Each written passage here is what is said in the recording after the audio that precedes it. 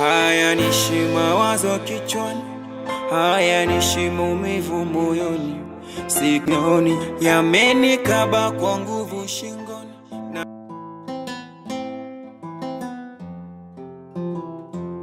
Za asubuhi ndio. Salama kwema. Kwema.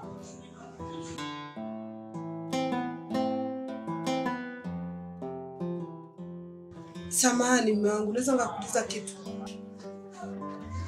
Ya, uliza. Hivi kwa nini napika chakula na hauli? Chakula cha jana usiku ujana. Chakula cha usiku kila siku hauli. Sasa jaribu kunieleza mume wangu kuna shida gani? Hivi wewe ni mara ngapi nishakwambia kuhusu swala la kula msosi la kutokula? Mimi naona sio tatizo. Hamna tatizo. Wewe ni tatizo hapa? Kila siku tunamwaga chakula. Kama mtu unakuwa hutaki kula, si unaniambia. Najitoa na kupikia lakini bado. Kwani ni kitu gani ambacho wewe kila tukiamka ni ugomvi? Majirani huko nje wanajua kabisa sisi tukiamka ni ugomvi mwanzo mwisho. Kila siku nakwambia chakula unachojipika kinaga chumvi. Kama vipi? Umechoka kuishi huko ndani. Naomba ondoke. Sawa. Mimi nitakula chakula ambacho hakina chumvi. Hivi kweli mume wangu hilo ndio jibu la kunipa mimi hilo? Kweli? Yaani hapa swala ni chakula. Wewe unakuja kuniambia niondoke. Hivi unajua hata maana ya umuhimu wa kupikiwa chakula kweli? Hivi uone hata utu? Hauishi ugomvi nyumbani, hayaishi mateso moyoni, kisubutu kwa ngumi shingoni, maumivu msadasi. Sasa sio Ela. Mimi natoka. Sasa mume wangu, hii shilingi 2000 hainitoshi. Unajua hamna maji, hakuna mboga, hakuna mkaa. Sasa hii 2000 inatosha nini? Mimi nadhani swala kutosha hilo haliruhusu. Na kama umechoka kuishi humu ndani, bora uondoke. Kwa sababu humu ndani haujaoa wala haujaua. Unaweza kusema yanauma, yanauma, yanauma mapenzi, yanauma, yanauma, moyo unaniuma, nihurumie, yanauma, yanauma, yanauma, yanauma mapenzi, yanauma, yanauma, yanauma kishenzi. Joseph, amka. Mimi nimekuita hapa kwa ajili ya kukupa ushauri fulani. Unajua toka utoke chuo sasa hivi ni takriban wiki 2 zimepita. Lakini nikikuangalia asubuhi ukiamka ni kuoga, ukishaoga umesikutua, umekaa mezani, umekunywa chai, baada ya hapo ni kuingia live TikTok. Nimekuangalia kwa siku kadhaa hadi imefika wakati nimeona nikuite nikukalize ili mradi tu nikushauri. Ndugu wangu, maisha ya chuo ni tofauti na maisha ya sisi huko mtaani. Unajua chuo lengo linakuwa ni moja lilokupeleka wewe, kwamba ufike ufocus na masomo. Ni pindi ukipata muda kupumzika ni kidogo sana. Ila huku sisi mtaani tuna maisha tofauti. Ili uweze kupata chochote kitu. Kwa hiyo mimi kukuita hapa ndugu wangu, nimekuita kwa ajili ya kukushauri kuwa jaribu basi, hata japo ni kidogo tu, kutoka mtaani. Upambane, uanze kufungua akili ndugu wangu. Hii kukaa hii muda wote live TikTok haisaidii kitu. Unaona kuna wifi hapo. Ndio maana muda wote unabembea. Ila kumbuka kuna wakati inafika bando linakata. Unahitaji kitu uweke. Pesa uweke. Sasa ukiwa umekaa muda wote huo utapataje hiyo pesa hata kuweka bando?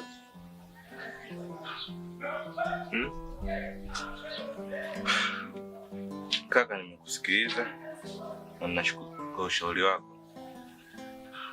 Mimi sio kwamba napenda kukaa ndani kila muda, ila ni mazingira tu ya huku sijazoea. Majuzi nikuuliza kuhusu kazi, kanaambia unasikizia kazi ni kwenu kuunganisha na mimi niweze kupata kazi. Kwa sidhani mimi napenda kukaa huko ndani, nashinda ndani napenda hapana.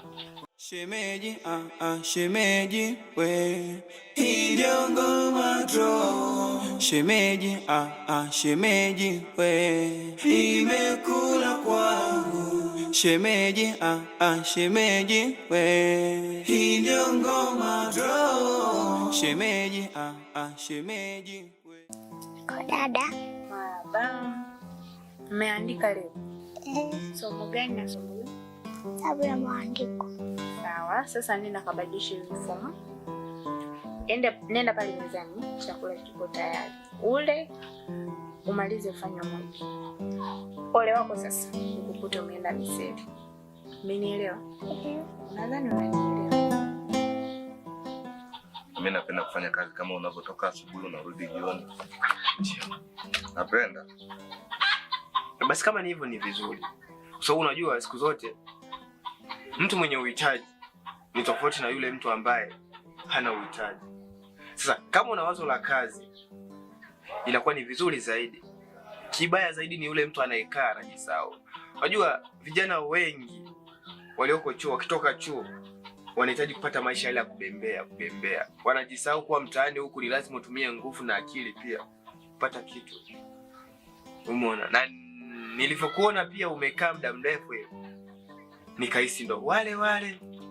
Kwa nashukuru pia kama una akili kujiongeza. Nilikwambia kuwa kazini tunasikilizia. Ila unajua kazi za mabosi huwa zina changamoto sana. Muda huo unasubiria kazi huko, unaweza kupambana pia sehemu zingine kutafuta kazi. Siku zote ukiwa umeweka mitego huku na huku, wewe inasaidia sana. Ukitiki mmoja ukafeli inakuwa ni vizuri zaidi. Lakini ukisema utegemee sehemu moja, ina maana ikifeli umefelisha kila kitu. Cha kukushauri, jitahidi ukiwa unatembea huko mtaani, jaribu kuulizea kazi. Sawa kaka. Lakini baadaye kuna sehemu nitashuka. Nikajaribu kuomba kazi. Kuna jamaa nimeongea naye ananielekeza kwamba wanatafuta tu kazi. Nikajaribu kwenda huko nikaulize fresh. Itakuwa ni vizuri Joseph. Itakuwa ni vizuri na itapendeza. Wanaume tumezaliwa kupambana. Japo toka ufike sijaona ile tukushani ya watoto wazuri, lakini najua wapo. Kwa umri wako, kwa mazingira unayoishi, najua wapo na wale watu wanahitaji pesa. Sasa ukikaa bila pesa,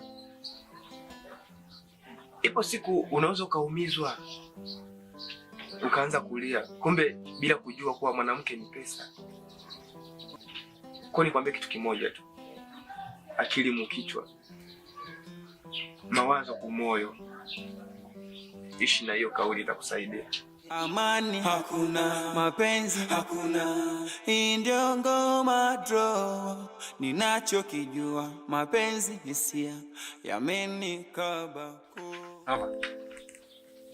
Mova. Ndo kazi.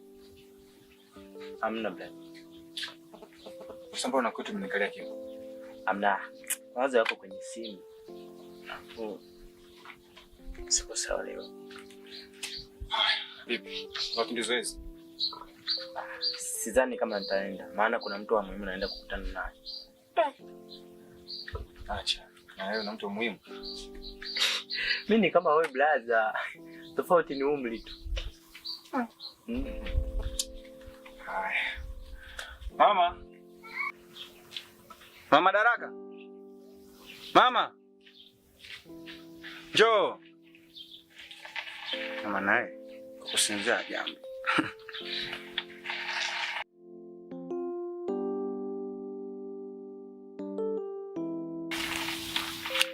Sasa mama, huu mguu unatoka. Enda mazoezi. Maana umezoea mara nikitoka uwagi. Sasa leo nimekwambia mama, naenda mazoezini. Na maana wewe kila siku ni mazoezi sana. Mbona tangu umeanza kufanya hayo maigizo yako hujaleta chochote hapa nyumbani? Kipaji changu kinanitesa. Mama na wewe bwana. Kwa siku tu ukiamka tu mama, mimi nikamwambia swala sana. Bisha nyuma. Hata kama ngwa na mudi ya mazoezi na kata. Iko hivi mama. Ninachokifanya mimi, mwanao Madaraka, mwenye madaraka yake. Mbeleni wewe kitakusaidia pakubwa sana. Huyu hapa Novatus na mfua na yeye. Ili baadaye tukienda da tukirudi ni mjengo hapa. Gorofa na kujengea huko mtaani. Madaraka hapo kwenye gari. Baraka weje. Wewe utaki hivyo vitu. Kwa tulia. Wacha maana mimi nipambane, nijitafute. Alafu utaniambia, utanipa matokeo mwenyewe. Unachopaswa kujua wewe ni mtoto wa kiume. Kwa hiyo inabidi upambane, ufanye kazi. Sio kukalia hiyo sanaa wakati uleti chochote hapa. Ndio hivyo sasa nakwambia natafuta, ndio hapa sana natafuta. Wewe acha nao makazi. Unajua mama ukifanya sanaa, haifai una kazi ambayo inakubana. Sasa mamangu upo. Mimi ni mwanao. Sasa nimlingie naye. Kwa hiyo acha mimi niende. Nova, ongea na mama vizuri. Mwambie sanaa inalipa. Sawa. Haya. Unajua mama, sanaa kweli inalipa. Simuone kaka hapa anaenda mazoezi huko na mdharau. Hata mimi mtu mwenyewe sanaa naipenda. Hebu ngoja nikae uniambie. Nasema nina mambo mengi. Leo niko kwenye sanaa, mara kazini, mara leo niko kwa mwenga wako. Si unajua tena? Sawa. Sanaa lakini inalipa. Na sanaa ni kitu ambacho tunatakiwa unaenda nacho mdogo mdogo. Sio kama mara leo uko hivi, mara leo umeinuka umekuwa juu. Sanaa ni mdogo mdogo. Kwa nini umeamua kujiunga na kaka yako mwanangu? Na mimi sanaa naipenda mama. Na kuhakikishia mama, ipo siku moja utatukuta mara tuko da. Siku tukurudi hapa uanze kuuliza pesa mmezitoa wapi au za uchawi. Hapana mama yangu, sanaa inalipa. Ngoja na mimi nikuache niende kwenye mambo yangu, maana kuna mtu muhimu naenda kukutana naye sana, ndio maana sijaenda kwenye mazoezi na kaka. Haya, mimi nawaombea. Haya. Baadaye.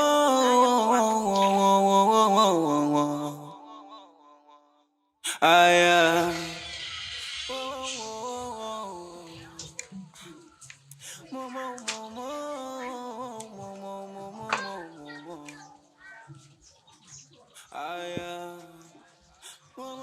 Jambo. Shamsa. Njoo basi.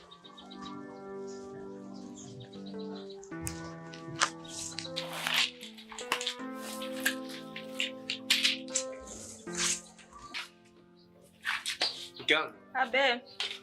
Unajua sasa hivi natoka naelekea kazini. Sasa nimekuita kidogo ili nikupe pesa ya matumizi. Sawa. Unajua jana hali ilikuwa ni ngumu. Sikupata pesa nyingi. Kwa kidogo nilichokipata naomba nikuachie. Sawa. Alafu mwambie Jose ikifika mida saa 9 aende pale chini kwa yule mama Aisha yule akanichukulia langu. Sawa. Kwa sababu nilimtengeneza mke wake. Nasema nikachukue. Mmeamua kutakia kazi njema. Sawa. Asante. Sawa. Mbaki salama. Sawa. Shemeji, shemeji we, hii ndio ngoma draw. shemeji, shemeji we, imekula kwangu, shemeji, shemeji we. Wajua mwanangu ni aje? Shwari kwema? Safi mwanangu. Za siku nyingi? Safi. Za huko? Nzuri bwana. Mwanangu umepotea. Nimesikia tu umekuja. Hamna, mbona na wiki kama 2 hivi nimetokea. Sema kushuka huko chimbo. Ndio hivyo, mambo mengi kule kwa bro. Wasema nini? Umenipenda sana. Hamna, sijakutenga kaka. Kule juu kwa bro mambo mengi, hata kushuka huko time spati. Au sio? Sema nini? Kuna kitu nataka nikueleze. Kitu gani? Sijui hata utatupokeaje. Mimi mwanaume mwanangu. Chochote nakipokea. Sema nini, sio mbaya. Maana nisipokuambia mimi najua tu utayasikia kwa watu, utasikia kwa nani. Alafu utakuja unione mimi jao au mimi nilipenda. Mwanangu yule pisi yako ile ambayo ulikuwa unaikubali. Unaikubali kinyama mwanangu. Umeolewa. Eliza kaolewa? Hakika. Yanauma, yanauma, yanauma mapenzi, yanauma, yanauma, moyo unaniuma niulu. Yaani mwanangu sio siri, hata mimi niliumia. Kaolewa na nani mwa? Jamaa tu fulani hivi. Hapo hayuko mbali, mazingira haya. Kwa mbele tu hapo. Tutaonana mida kaka. Sawa. Poa. Mwanangu vipi? Ulikuwa unaenda huku? Au ndo akili imeshavurugika? Poa. Shemeji, shemeji we, ndio ngoma draw, shemeji.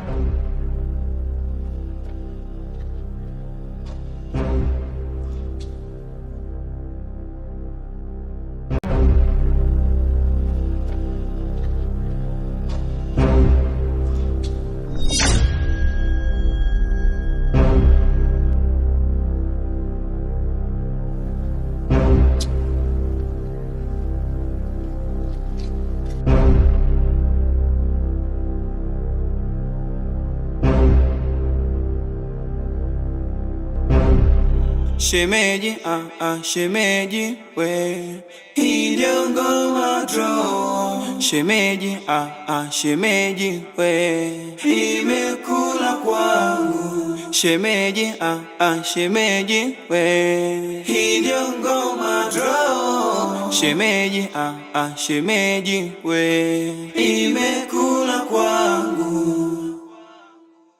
Wow, wow, wow, wow, wow, wow, wow, wow.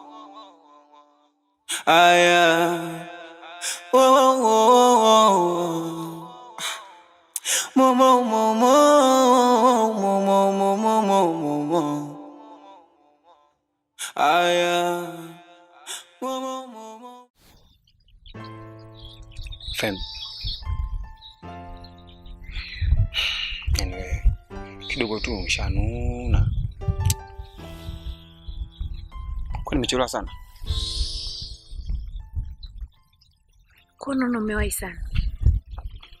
Ni kawaida yako, umekuwa unanikalishaga hivyo hivyo. Hata kama sasa ndo nune.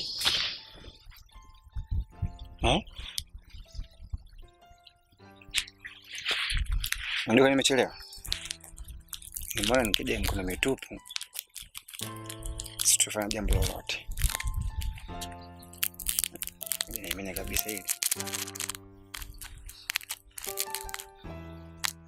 Vipi na nyewe utaki? Umenuna?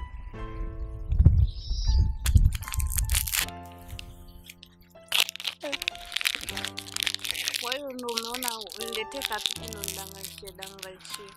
Ana. Zawadi, ujue zawadi hata kama ni kubwa ni ndogo. Okay. Sikana kwamba eti nimeleta hii zawadi kwamba ili sasa unipokee mimi. Kisa nimechelewa, hapana. Eliza. Nakusikiliza.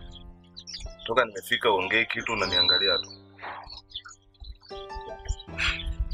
Unajua, nilikuita hapa. kama nilivyokuambia kwenye simu. Umeniambia sijui rafiki yako ameniambia nimeondoka. Swala kuolewa ni swala kawaida tu. Kwa sababu nilikuwa nikupigia simu zangu mara nipige kujisikia napokea wake zako. Kwa kweli mimi nikaamua tukao maamuzi ya kuolewa. Lakini swala kuolewa sio kwamba eti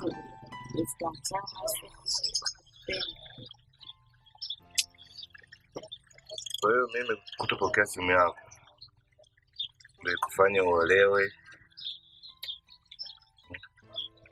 Au lini mimi nishawahi kutamkia kwamba sikupendi? Mimi bado nakupenda, lakini na hii pipi nimefanya mimi nikachelewa. Lakini sasa lazima zimepungua. Siwezi kupungua hivi kama unafikiri. Basi naomba ule pipi ni kama silazi pungua. Kula kwanza. Kula basi. Napenda kunyonya wewe mtoto. Basi mwenzo nasikia raha sana. Na kaupepo kanapopuliza hivi. Ndo kabisa naishiwa nguvu. Femi. Unajua, natamani niende mbali zaidi, lakini nashindwa sababu ya uwepo wako. Nafika hatua kusafiri nashindwa. Nahisi kama nikitoka tu basi kuna vitu ndavikosa kwa kweli. Hiyo tu kwa sababu ya upendo. Unajua mimi na macho sawa sikatai, lakini sioni mbali.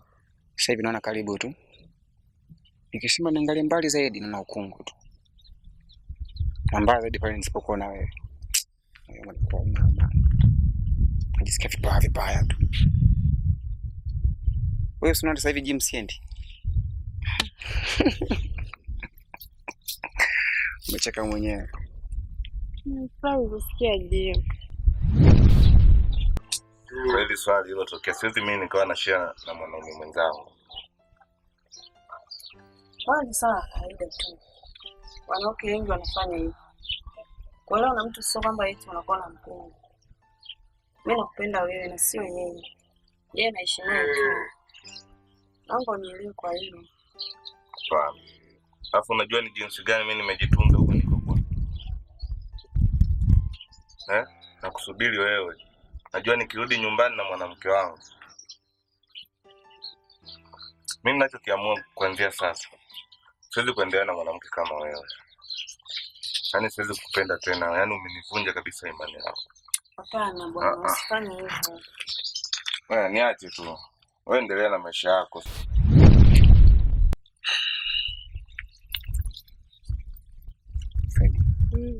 Amini kwamba bila wewe maisha yangu mimi siwezi. Ukija kuniacha tutapata. Amini maneno yangu. Ila mimi sikuamini.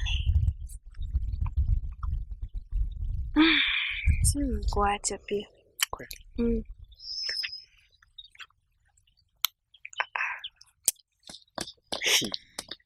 Sasa kwani tusende mbali tu kuishi mimi nawe? Yaani tuache wazazi. Tuache watu wote. Dunia yetu ni watu wawili tu, mimi na wewe. Hatuwezi tukagombana. Kwa nini? Ili iwezekane. Tumesema. Sisi ndio kwenye dunia yetu mimi na wewe. Sasa hapa kuna mawili. Mimi nikafa afu ukapona. Sasa ni kama hapo ni siwezi kupona. Yaani twende sehemu yenye maficho. Wewe wanaka na roho ngumu. Twende sehemu yenye maficho. Tufanye hivyo vitu. Najua tutaonekana na. Sasa nyesi mna maziwa. Najitibu mwenyewe tu. Mimi je? Tushina na bwana. Nimekumisi sana. Nimekumisi pia. Mimi sijakumisi hivyo sasa ninavyomaanisha wewe bwana. Mbona unamaanisha? Ndio nataka. Nini? Nataka chakula kizuri, chakula kitamu. Basi twende nyumbani nikakupikia. Nitoke hapa, niende kwa mama yako. Hayupo. Nakupishia tu. Hata kama hayo sio nidhamu, sio heshima hiyo. Fanya kitu kimoja, sawa? Nachukua cha msingi. Twende tu sehemu hivi. Sasa nifuata mimi lakini. Ni wapi sasa? Kwamba sasa mimi naenda kukuua. Sio mbali. Sio mbali kabisa. Basi unajua tena natakiwa nianze kufika nyumbani mapema. Shemeji we, hii ndio ngoma draw. Shemeji shemeji we, imekula kwangu. Wo wo wo wo wo wo wo wo. Aya. Wo wo wo wo. Mo mo mo mo mo mo mo mo mo mo. Aya. Mo mo mo mo mo. Umetoka wapi? Wapi tena? Unanyosha vidole tena. Mimi naona kuuliza na ninyoshia vidole huko. Nilikuwa kwa rafiki yangu, nimeenda kufuatia masuala ya vikoba na mikopo. Muda wote huko. Vipi tena na hiyo nguo? Ndio vaa hiyo nguo. Nimeshakwambiaje kuhusu hizo nguo na sababu?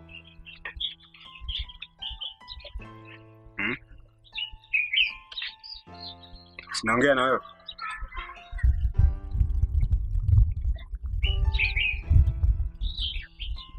Mbona unijibu? Nisikilize. Yaani kuanzia sasa hivi si unavaa hizo nguo. Fanya nipikie chakula mimi na njaa. Amani hakuna, mapenzi hakuna. Hii ndio ngoma draw. Ninachokijua mapenzi hisia yamenikaba koo. Hey yeah. Sha. Unajua mazingira yasa mazuri. Nafahamu hilo. Sasa mbona simu yako imeanguka sana? Una salama? Usalama upo. Mimi kile ile ongea.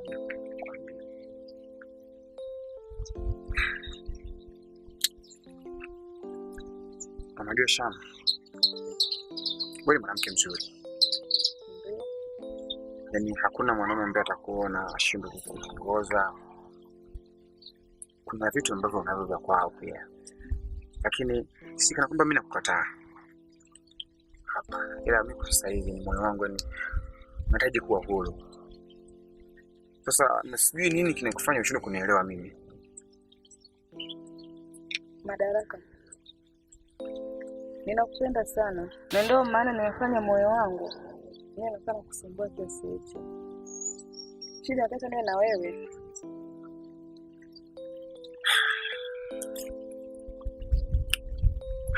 Unajua Sham. Yaani ni kitu kidogo ambacho tunashindwa kuelewana mimi na wewe.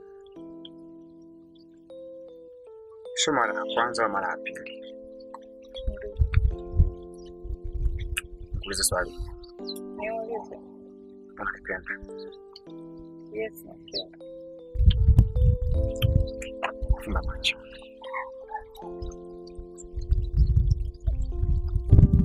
Usifumbue.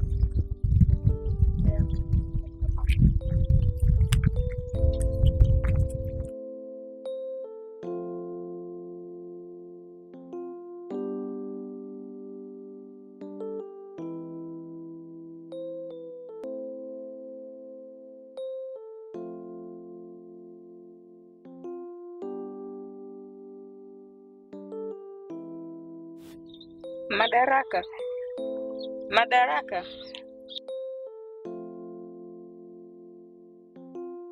Yanauma, yanauma. Yanauma mapenzi. Yanauma, yanauma. Moyo unaniuma, nihurumie. Yanauma, yanauma. Yanauma. Yanauma mapenzi. Yanauma, yanauma. Yanauma kishenzi. Wo wo wo wo. Kama alikuwa anataka singesema tu ondoka na jibu langu atanipa. Aya.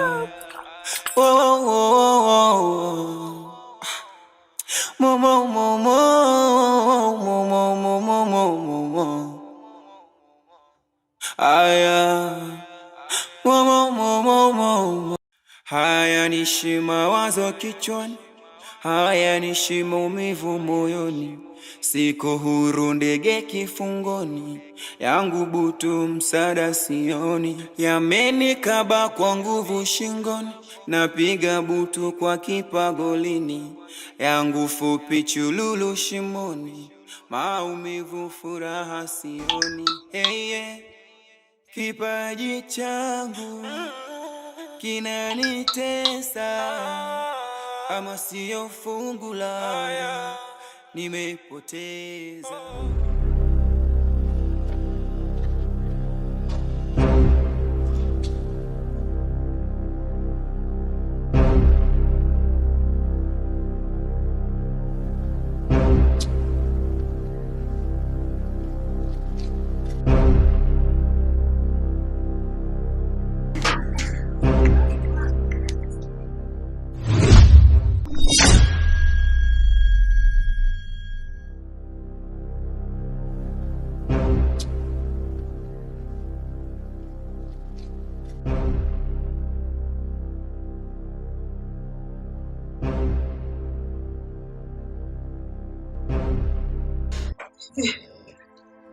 Hivi mbaongu, hivi nilichokisoma kina uhalisia wote?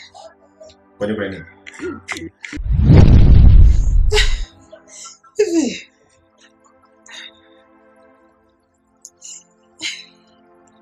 Hivi huyu Esther ni nani? Huyu Esther ni nani?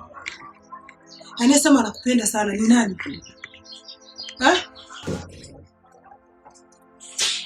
Nishakwambia kuhusu kushika simu yangu, ukome kabisa.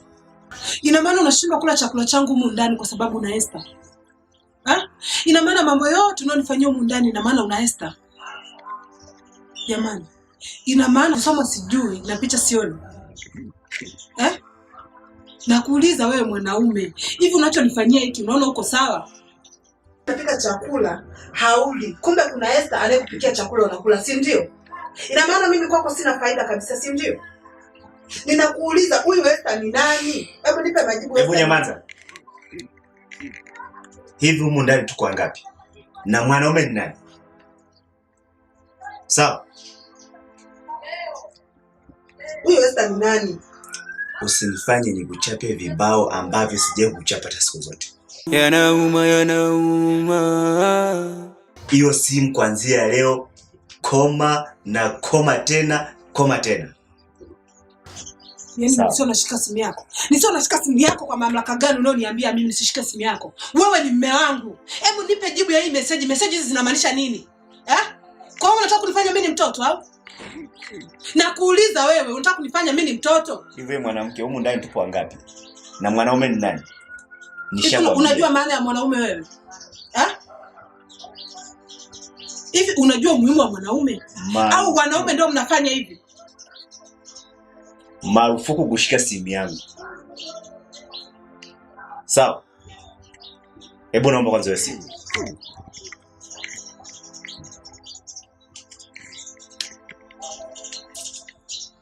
Ndio simu. Unaniumiza bana. Unaniumiza simu.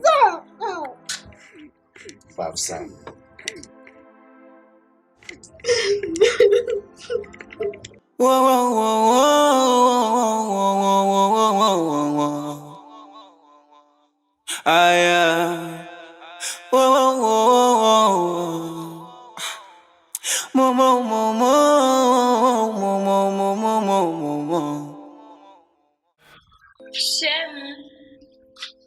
Shemeji Jose. Njoo na shida na wewe mara moja.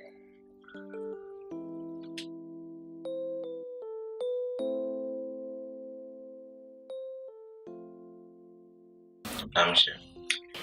Nasikia hofu ya kwanza. Nimemtafuta simuoni. Tundo kanisaidia kumtafuta. Fanya tu. Ndio. Sawa, una shida.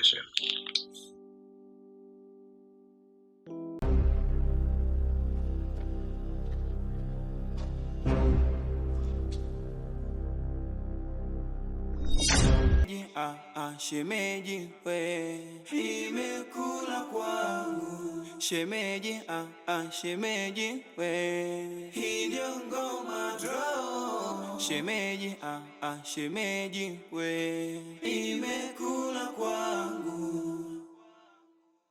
Wo wo wo wo aya wo wo wo mo mo mo mo mo mo mo mo mo mo aya wo mo mo mo mo. Oh, je. Ndio. Unaniweza ujue. Hivi ni vya wachache tu. Jamani. Yeah. Ndio maana nakupenda. Kule kwa mume wangu tusivipate. Wajua, mimi nakupenda sana. Na mimi nakupenda pia. Unaongea kutoka uvungu wa moyoni mwangu. Kitu kingine ambacho natamani umwache hata mume wako alafu uje kwangu twende mbali mbali na hapo sikuone kabisa. Oh, wow. Sijali vizuri. Tutaenda ninapokupenda. Nilikuwa natamani siku ifike. Utafanya hivyo? Yes. Nifanye. Kweli? Napenda iti yangu mzuri. Asante sana. Unajua, natamani niwe chozi kwa mboni zako. Jamani. Ukilia tu, unapoishia mdomoni mwako. Yeah. Baba, ndio maana nakupenda, una maneno matamu kama asali. Afu kingine je, mimi nahitaji unioe. Unajua wewe unanilizisha sana. Ndio maana nakupenda. Nahitaji unioe. Sana dogo. Kweli. Mbona kavyo uko kwenye akili yangu? Sasa umetangulia kusema tu. Kweli baby.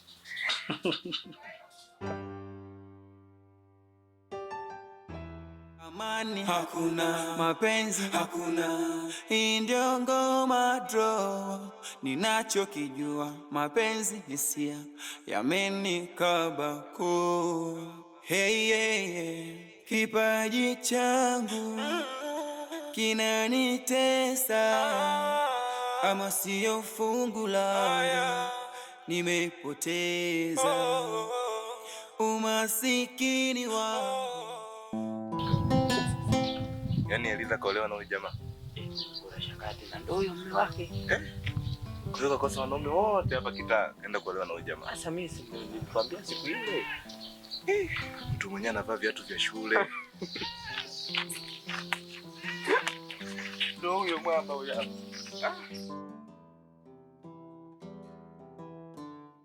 Wo wo wo wo aya wo wo wo mo mo mo mo mo mo mo aya. Dada. Sisi samani. Nakuomba mara moja.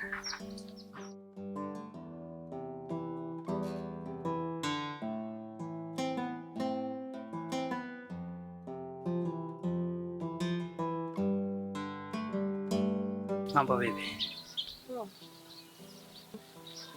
Naitwa Jijo Mido. Macho yangu madogo, ila nimekuona kuanzia mbali kweli. Nahisi kuna kitu ndani yake. Bonge la dada, kaviola vile. Naweza kapata namba yako?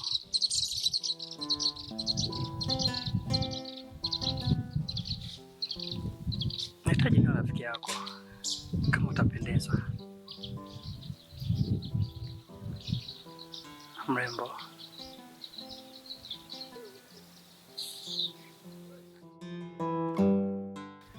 Wacha. Tukupata tu.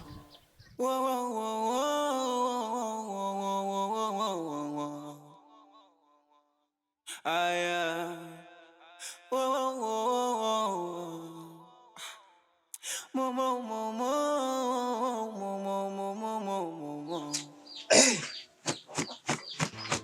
Baby, lakini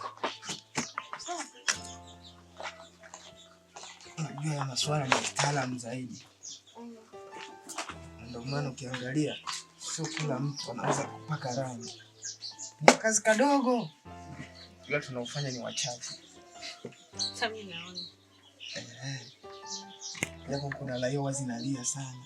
Wewe nikukuta na mke wangu utakanga fimbo.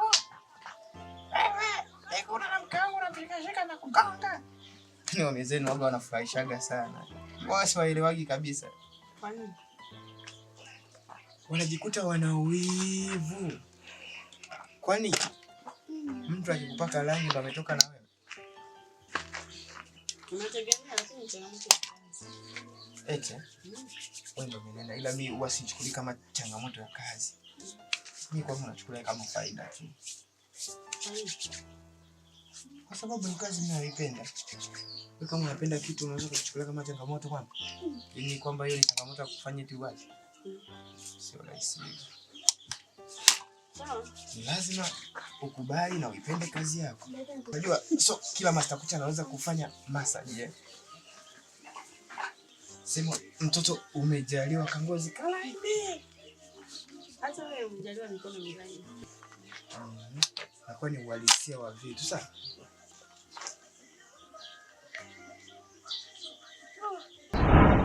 Pole. Pole. Pole. Usibani sasa mikono. Natakiwa ujiachie ili mimi nikupitisha mkono unaenda sawa?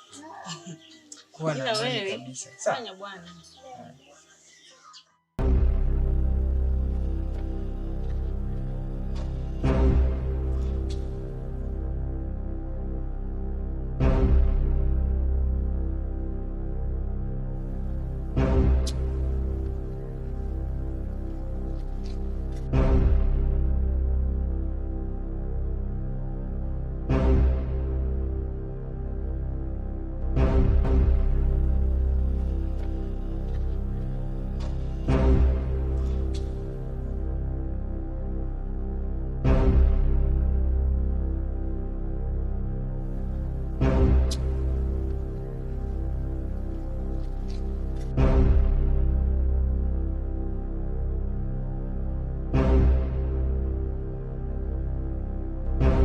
Ndio ngoma draw, ninachokijua mapenzi hisia yamenikaba koo. Hey, hey, hey.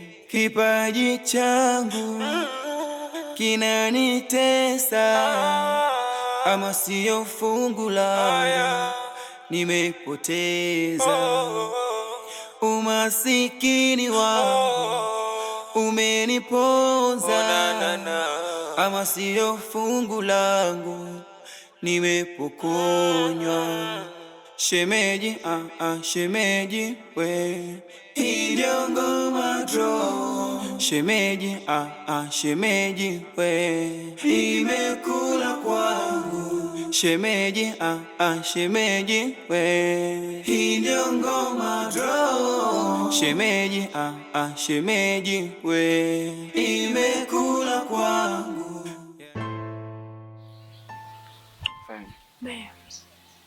Nikwambie kitu. Natamani maisha yangu yote nikukabidhi wewe.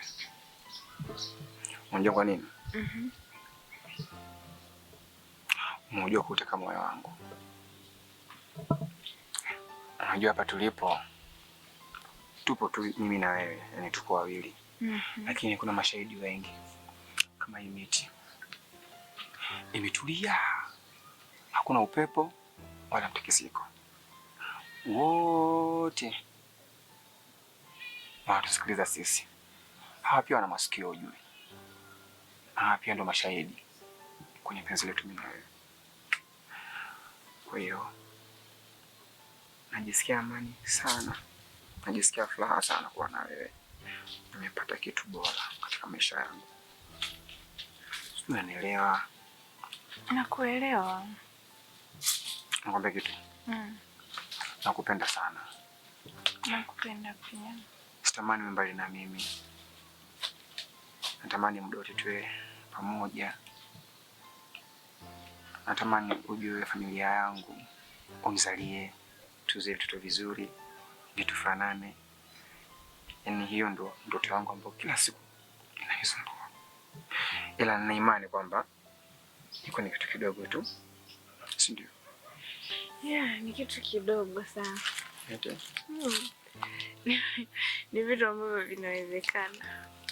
Unajua kila nikikuangalia kwenye macho yako, kuna vitu vinakuwa vinanijia ambavyo vinakuwa vya tofauti tofauti. Sasa nashindwa kuelewa. Kwani umenifanya nini mtoto wa watu? Nikufanye nini kingine?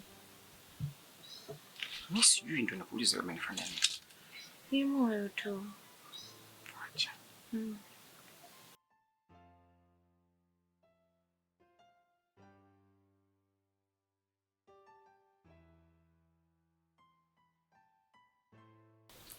Nakupenda. Nakupenda pia. Inapa moyo wangu unapiga. Sikiliza.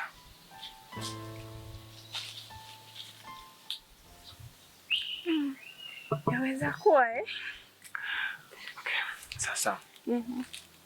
Tunaongea muda mrefu sana. Twende. Twende. Wapi? Twende. Wanasema nifuate nini? Nao. Kale kamsemo kawaida.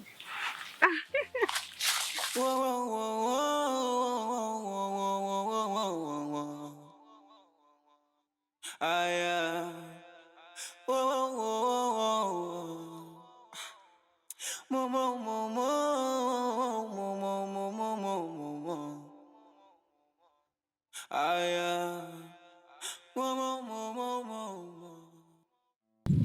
Eliza, unajua nimeshindwa kuvumilia kabisa. Na ile siku zilikuwa ni hasira tu. Kusema kweli nimekumisi sana. Hata mimi nilijua ni hasira. Kwa sababu naamini unanipenda sana. Kifupi niposikia hizo taarifa. Unaumiza moyo wangu. Ni vitu vya kawaida kutokea. Hata hivyo wazazi wangu wanataka hicho kitokee. Sio mimi. Kikubwa mimi nakupenda sana. Nafurahi kusikia hivyo mpenzi. Vipi, umekula leo?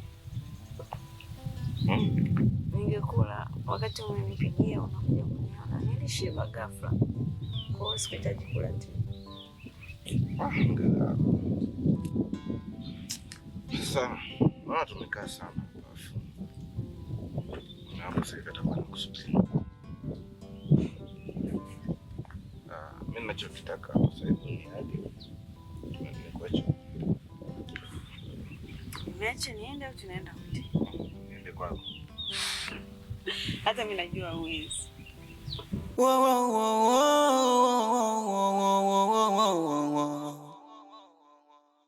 Aya.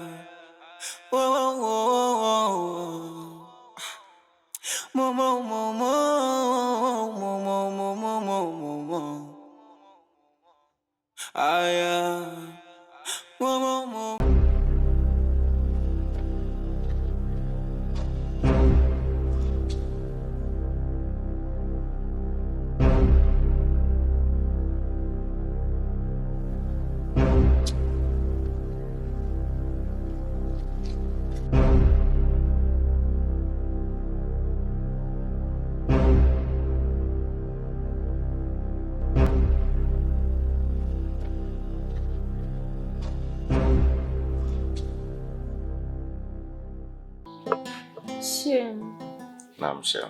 Tangu tumeanza kufanya mapenzi na wewe, najihisi tofauti kwenye mwili wangu. Kweli Shel. Kweli. Hata mimi nimeenjoy sana. Kweli Shel. Kweli kabisa. Ila tofauti kama kaka yako. Usimzungumzie hapa baba. Kweli. Shemeji yangu. Sitamzungumzia tena. Sema amenijulia tofauti na mapisi kabisa wa chuo. Hata zako wewe. Kweli. Yanauma, yanauma, yanauma mapenzi, yanauma, yanauma, moyo unaniuma, nihurumie, yanauma, yanauma, yanauma, yanauma mapenzi, yanauma, yanauma. Yaani kipindi Mungu anakuumba alikupendelea sana. Wacha wewe. Sura alikupa, rangi akakupa, mguu pia. I say.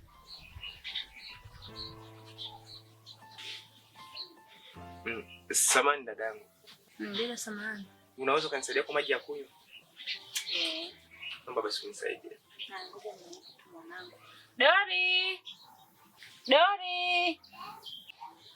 Njoo na maji ya kunywa. Ngoja nakuletea.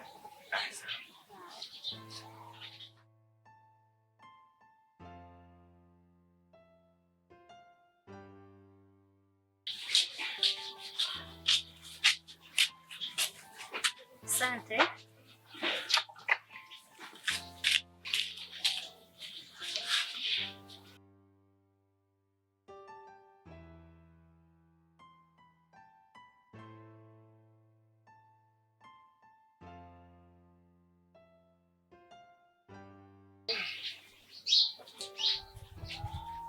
Anatosha kuongezea? Haya anatosha. Unajua nilipotoka huko nilipita kwa yule mama Aisha pale chini kwenye mgahawa. Kwa mama Aisha hapo chini. Nilikuwa nimekunywa hapo supu ndio maana muda mwingi kiu. Na sio kwamba pale sikunywa maji. Nilikunywa maji sana. Hodi. Karibu baba. Mama, shikamoo. Za huko. Sisi tunamshukuru Mungu, sijui ni hapa. Sisi tuko poa, karibu. Bro, vipi? Safi kwema? Kama gawa? Fresh. Tupo. Nashukuru. Mama. Bei mwanangu. Nimemkuta Femi? Hapana, ametoka tu hapa asubuhi. Hujawasiliana naye kwani? Hapana, nimempigia simu zangu lakini hapokei. Sasa nikahisi yuko nyumbani hapa labda ana kazi. Hapana, ametoka tu hapa asubuhi. Basi kama akirudi, sawa. Tumwambie nitafute maana ana shida naye. Sawa, nitamwambia akirudi. Sawa, mimi acha niende mazoezi. Unaenda mazoezi? Haya, tupo. Naona tu nipo hapa natengeneza. Mama. Haya. Bro, mida. Pamoja ndugu yangu, haina shida, karibu.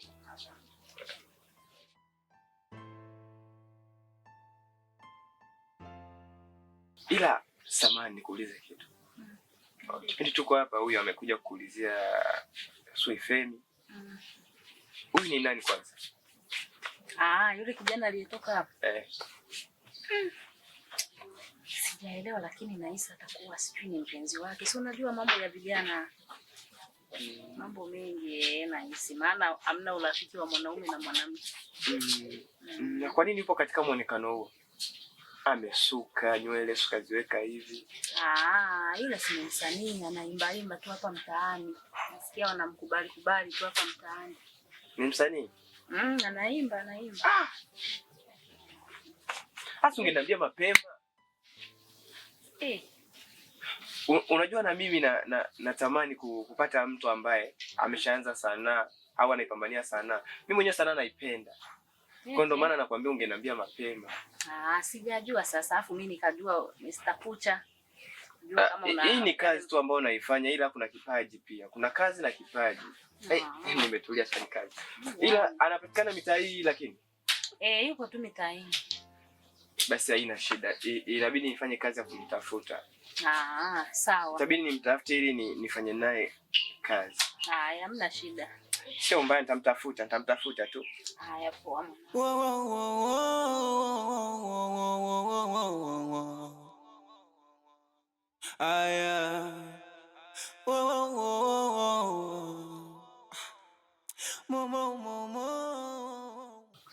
Mdogo wangu. Naam. Mambo vipi? Shwari kaka, kwema. Naona una ugeni. Shemeji yako wewe.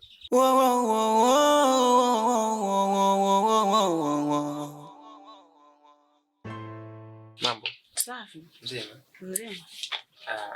Nilikuwa natoka kidogo naelekea kwa rafiki yangu hapo. Humu ndani shemeji yako yupo. Kwa najua shemeji yako akiwepo hamna kinachoharibika. Hamna shida. Nice, mimi nitakuta ndani. Poa. Haina shida. Karibuni lakini. Asante sana. Amani hakuna, mapenzi hakuna, hii ndio ngoma draw. Ninachokijua mapenzi hisia yamenikaba koo. Hey, hey, hey, kipaji changu.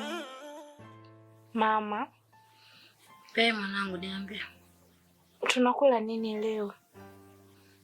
Hapo nilikuwa nafikiria tupike wali maharage. Mama nawe. Kila siku wali maharage. Jana tumekula wali maharage, leo tena. Ndio nimeshazoea mimi.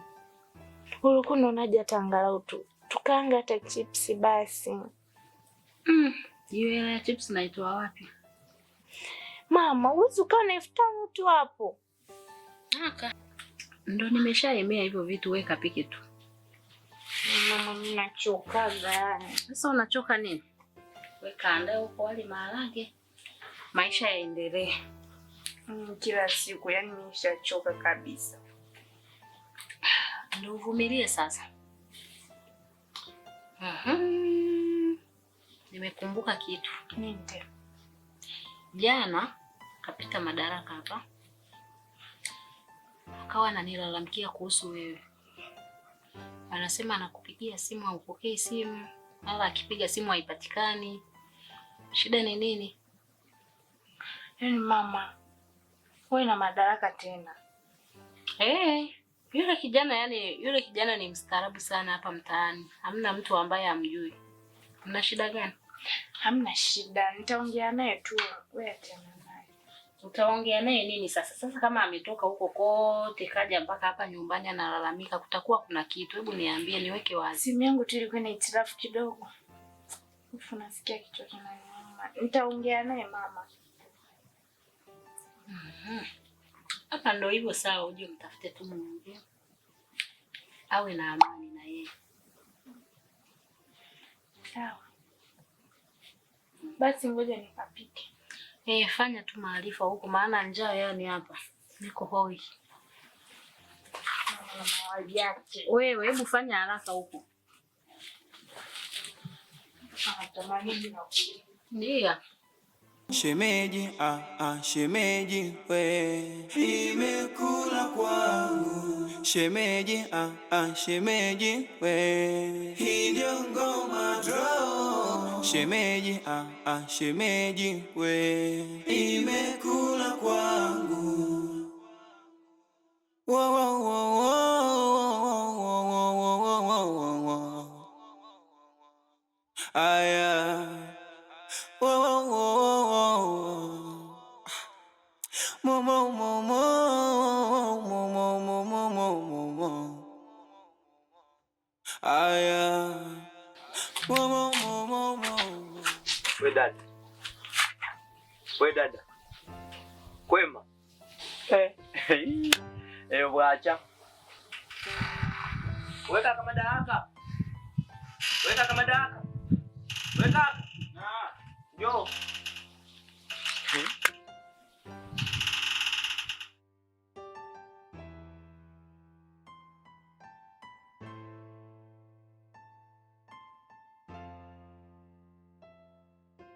Salome.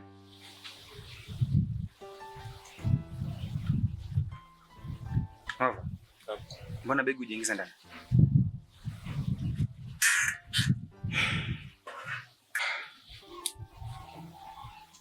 Nova. Hebu begi ndani.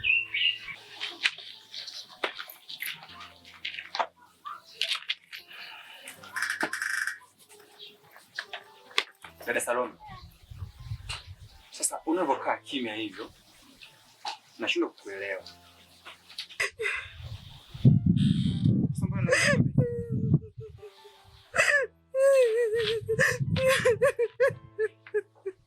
Mimi kaka nimekosea.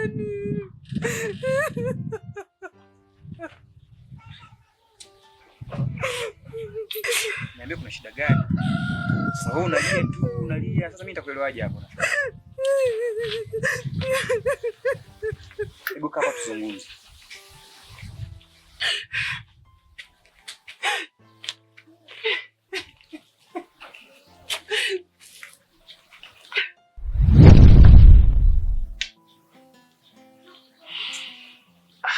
Femi. Niambie kipenzi changu. Unajua nilikuwa nimekumisi sana. Nimekumisi pia. Kweli. Asante. Unajua kunijulia sana. Kweli. Yeah. Mimi siamini. Niona mimi bana. Tumefanyaje? Mnaweza mkawa hivyo tu mkiwa hivi hapa. Unanisifia kumbe unaninyonya tu. Mimi sipo hivyo. Unajua wanaume wengi wana malengo, ila mna malengo na wewe. Na mpango wangu nadhani sasa unaelekea ukingoni. Nimebakia tu kuita mashehe. Tuje tuhalalishe. Niwe mmiliki halali. Yaani unamaanisha nini yani? Sijakuelewa yani. Natakuwa mke wangu. Hapa pawe kwako. Muda wote saa wote unakuja kuanzia sasa. Usiniambie bana. Kweli? Kwa nyameni. Ndio unajua nakupenda sana. Nalijua hilo ndo natakuwa mke wangu. Nakupenda. Naomba nilete kangaangu hapo ndani. Iko hapo kwenye zipu hapo ya begi hapo.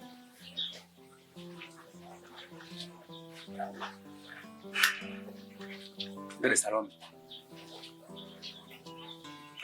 Unajua unanipa wakati mgumu mpaka sasa hivi tunapozungumza. Dada yako.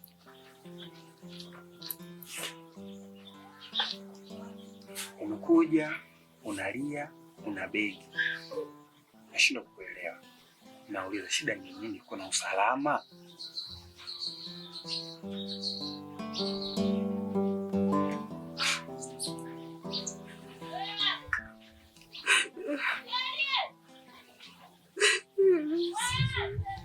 Ni kaka, mimi hata sielewi. Sijui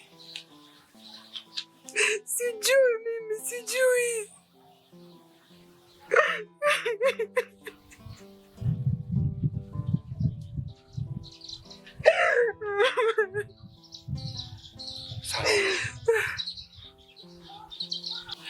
Bado unazidi kulia, unaambia shida ni nini? Utajuaje?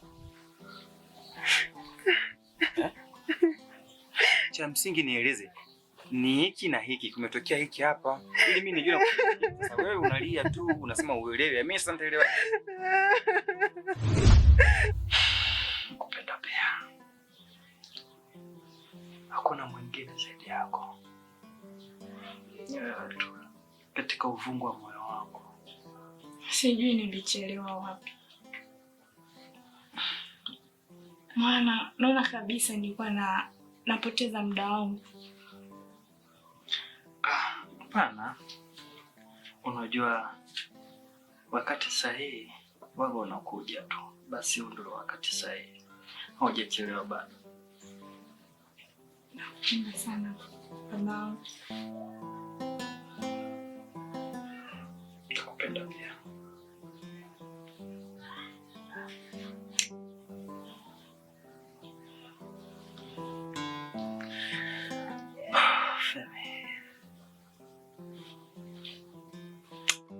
Nijisikia raha sana.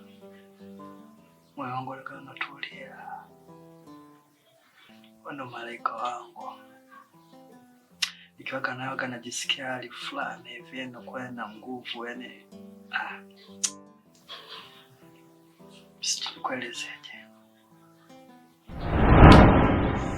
Sijui kaka, mimi nimekosea wapi? Sijui mimi kuhusu ndoa yangu kaka, nifanye nini mimi? Sijui. Dada Salome, mimi nadhani mimi nikuache. Kwanza umekula? Mimi sina tamu ya kula kaka. Sitaki hata kula. Nova. Hebu kuna chakula hapo cha mama hicho. Kilete. Salome aweze kula. Sawa. Mimi naomba nikuache. Nahisi nikirudi kutoka mazoezini tutazungumza. Mama mwenyewe nahisi ipo karibuni kuja.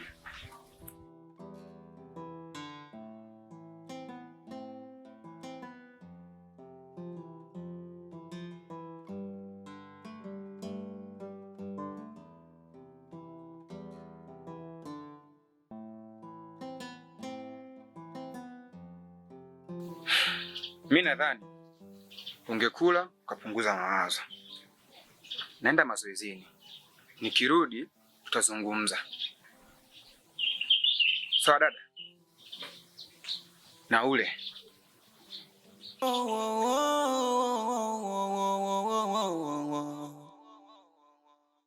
Aya.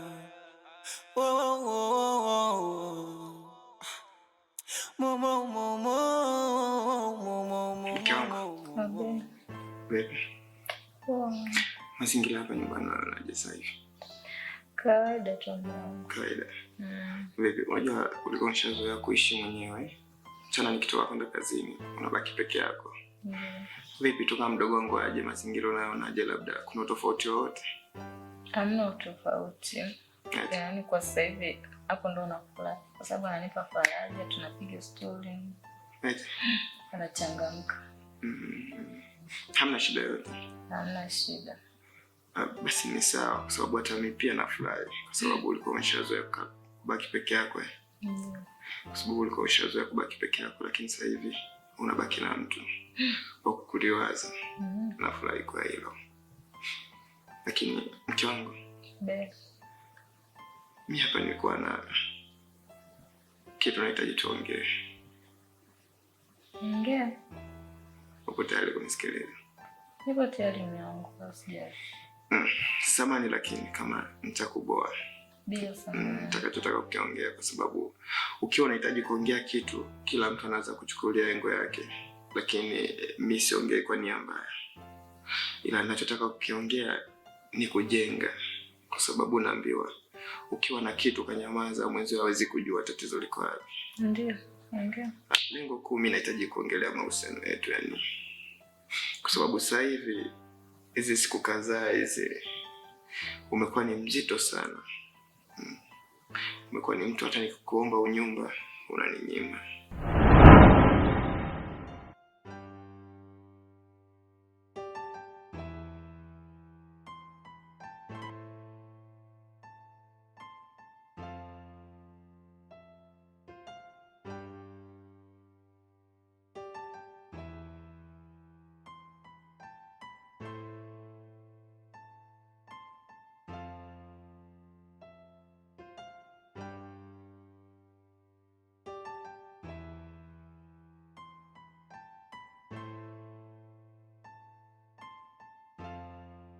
Yaani wewe Femi upo tu umekaa tu hapa unaangalia TV, hata vyombo vyenyewe hujaosha vichafu.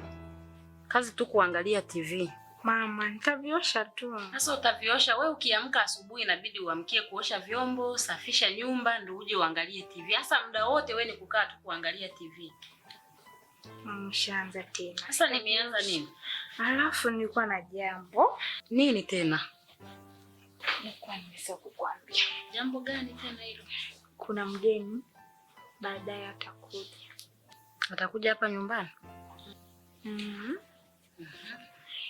Ni mchumba wangu nakuja kukutambulisha naye. Madaraka. Sio Madaraka.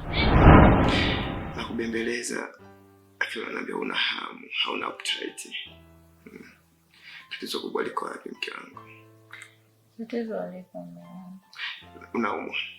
Si umwa. Wajua anashindwa kuelewa.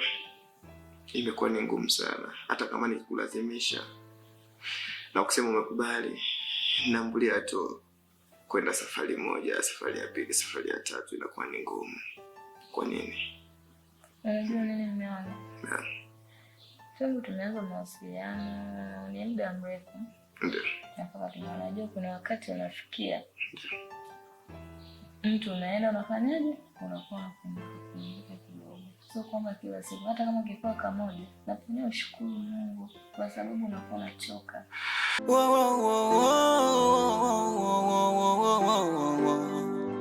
Mke wangu. Ndio. Wewe unafikiri utajenga ndoa kwa staili hiyo? Kujenga unajenga. Labda nikwambie kitu kimoja. Kwenye ndoa ukiachana na kuzingatia labda masuala ya kula kwa mwanamke, kuvaa kwa mwanamke, muonekano pia, kitu kikubwa huwa ni penzi. Penzi ndio linaunganisha kati ya mwanamke na mwanaume. Yaani sijui nikwambieje ili unielewe, lakini naomba uelewe kitu kimoja. Pasipo penzi hamna ndoa. Mimi nakwambia ukweli kwa sababu sihitaji nikucheti. Na ndio maana naamua kukwambia ukweli. Kwa mke wangu, kama kuna tatizo labda naomba uniambie. Kama kuna shida yoyote naomba uniambie. Ili mradi tu tujenge ndoa yetu. Spend hiyo hali. Tatizo liko mwanangu. Inafikia tu na mimi nachoka. Hata kama nikikupa huko kamoja, shukuru. Sawa, wife. Uchoke siku moja. Kweli kila siku unaniambia umechoka kweli? Basi mimi nikuombe kitu kimoja. Lifikirie hilo. Ulifanyie kazi. Sikuwa na lengo labda tukwazane tugombane. Ila nitaka tu nikwambie kwa hilo tu. Sawa mke wangu? Nitajitahidi mume wangu, nataka kulala. Sawa, ina shida, nakupenda. Nakupenda pia. Asante. Tupumzike. Nani tena huyo? Tutamuona. Ngoja tu nikae nisubirie, maana ukishakuwa mama chochote kile tu kinatokea. Ya nikae nisubirie huyo mgeni. Tutampokea tu. Mimi ngoja tu nikaendelee na shughuli zangu. Uamke uoshe vyombo. Na viosha mama. Haya. Yanauma, yanauma. Yanauma mapenzi, yanauma, yanauma. Moyo unaniuma, nihurumie, yanauma, yanauma. Yaani mama ndo kama hivyo ilivyotokea. Kwa hiyo mama ndo maana mimi nimerudi nyumbani.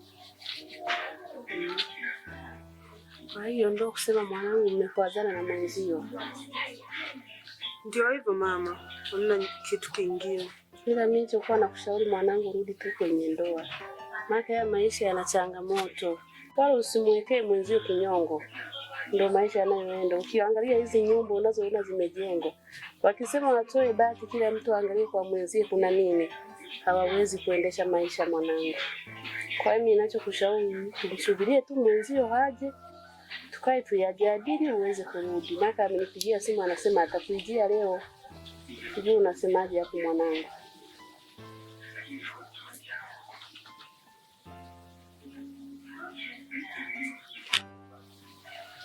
Usikae kimya. Nashukuru umeniheshimu, umekuja. Maka alikuwa mwingine angekimbia huko mjini, lakini wewe umerudi nyumbani. Kwa hiyo unavyorudi kwa mama unakuwa unahitaji suluhu. Si ndio mwanangu? Kwa hiyo cha kufanya tumsubirie mwenzio akija, mrudi tu nyumbani mkajenge maisha yenu kama mlivyokuwa mwanzoni, wala usimwekee kinyongo.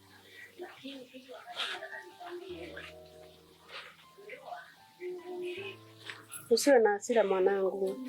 Jitahidi urudi ukajenge mji wako. Kila mwanamke anayapitia hayo, hata mimi mama yako niliyapitia, lakini unaona mpaka saa hizi tumezeeshana, si ndio? Wewe usiuza tu nafsi, tumsubirie mwenzia akija, mweze kurudi mkajenge mji kama kawaida. Sawa.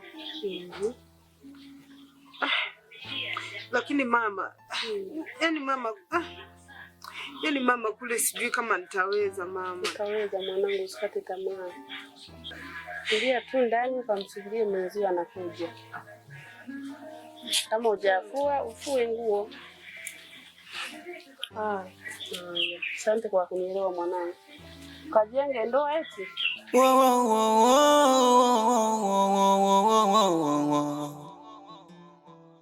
Femi, kuna usalama, maana simu yako imenishtua sana. Na mbona upo katika hali hii? Kuna tatizo? Kuanzia sasa Madaraka, usinitafute, usinipigie simu, namba yangu futa.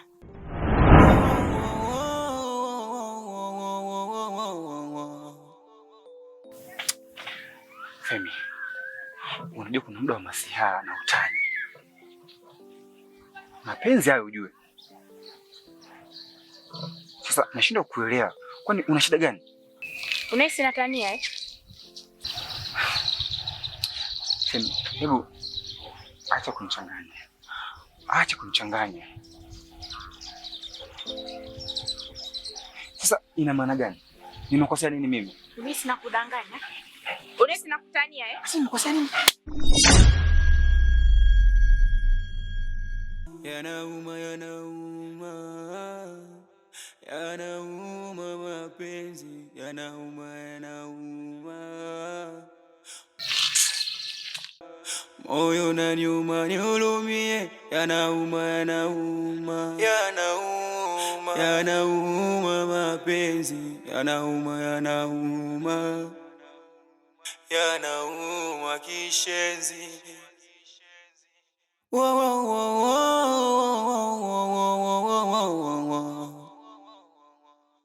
Aya,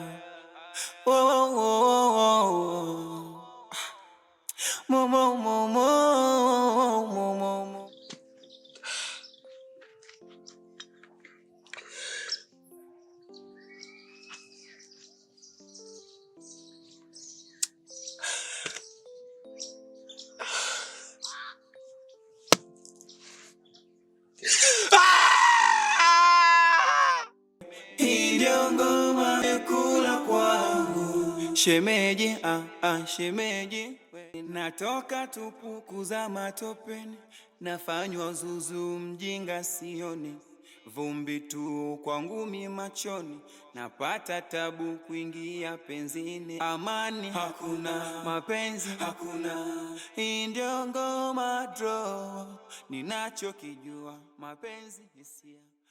Madaraka. Madaraka mwanangu. Na mama. Unalia mpaka sasa hivi kweli?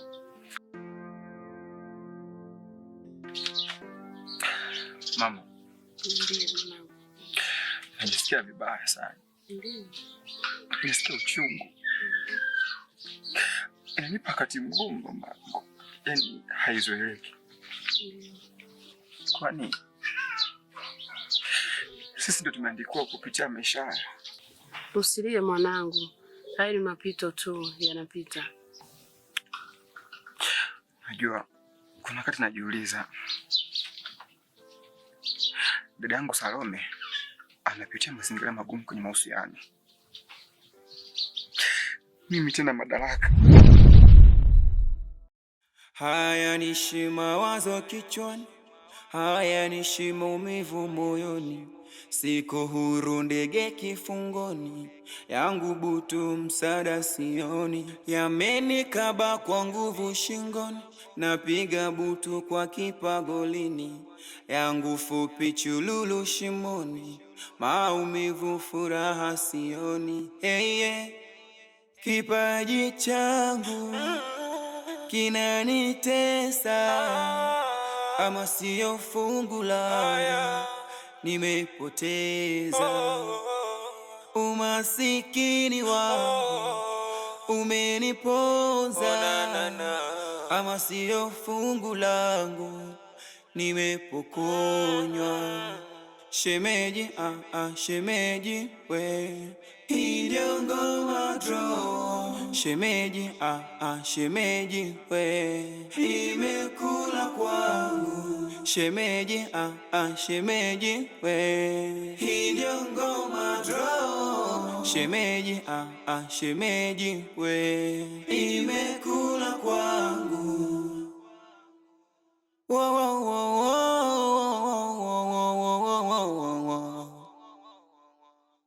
Aya,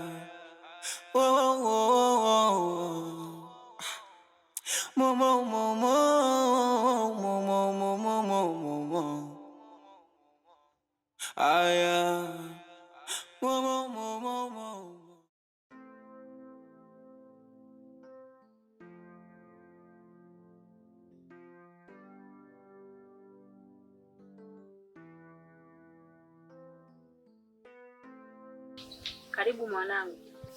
Asante sana mamangu. Karibu sana. Asante, nishakaribia. Nimefurahi kupafahamu hapa, nimefurahi kukuona. Ndio. Mama, Be mwanangu. huyu ndio yule mwanaume niliyokuambia. Atakuja nyumbani. Anaitwa Gigi. Sawa, ndio huyu kumbe. Kumbe ndio wewe? Ndio. Maana alikuwa ananiambia lakini nilikuwa sijajua ni nani.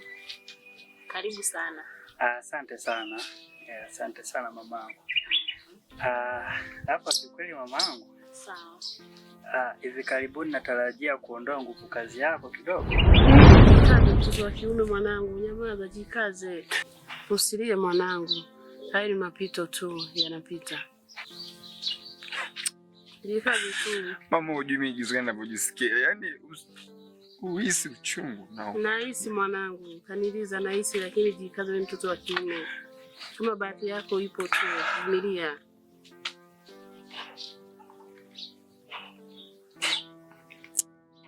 mama bwana. Kwa hiyo inamaanisha kwamba nahitaji ni muoe Femi. Sawa. Ndio.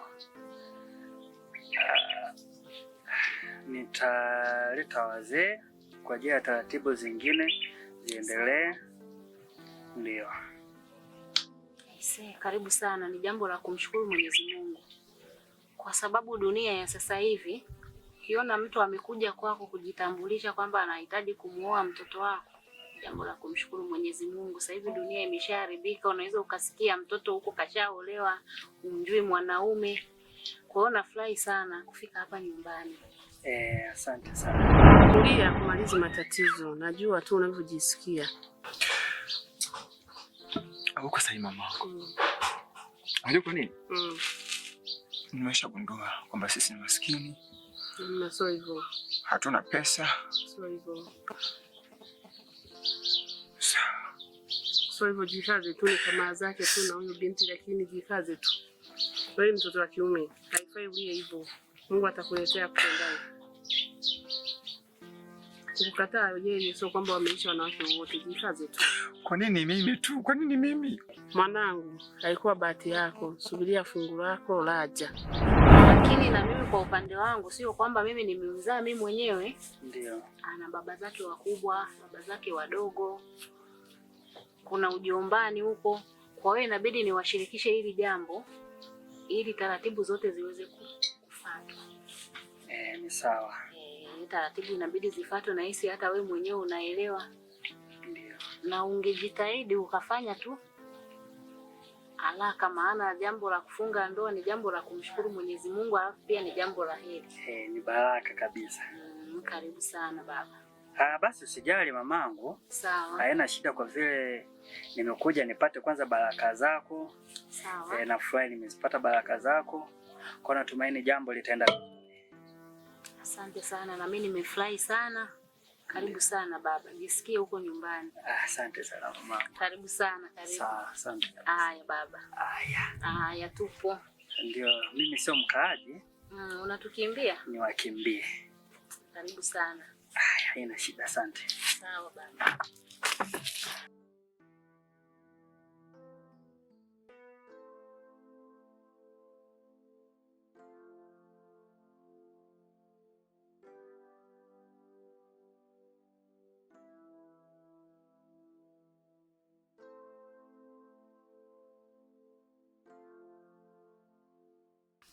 Mamangu. Be mwanangu.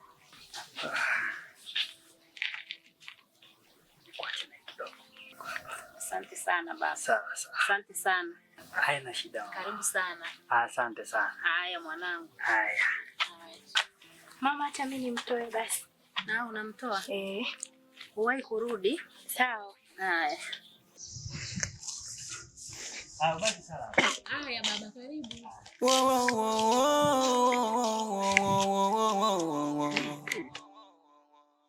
Aya.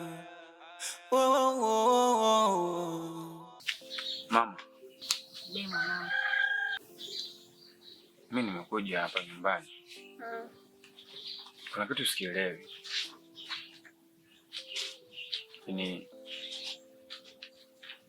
Nishindwa kukuelezea wakati mwingine kwa sababu